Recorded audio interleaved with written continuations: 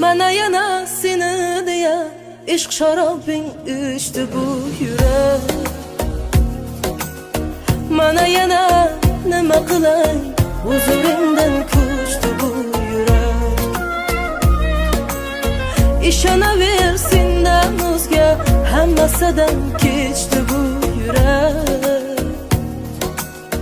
Bu degani unga faqat vafo birgina sen kerak, sen kerak.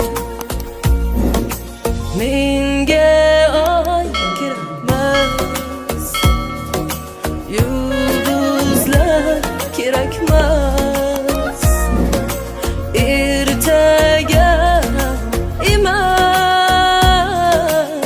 Seni bugun ko'rmasam bo'lmas.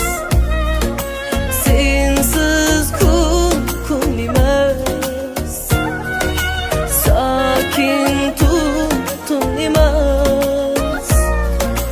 Men endi bildim bas, seni bugun ko'rmasam bo'lmas.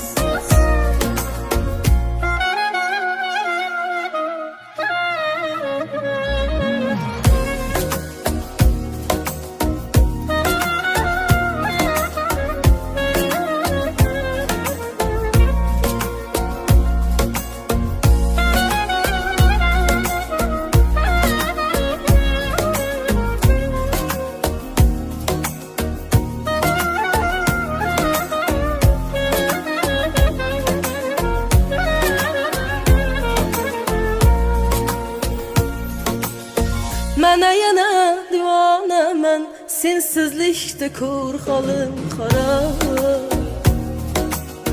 Mana yana ichkim keldi qo'llaringdan eshitgan sharob.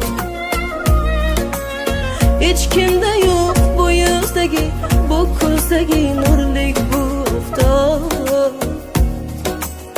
Sen men uchun hayotimdan bir men bilgan sevgi degan, o'qilmagan sirli bir kitob. Men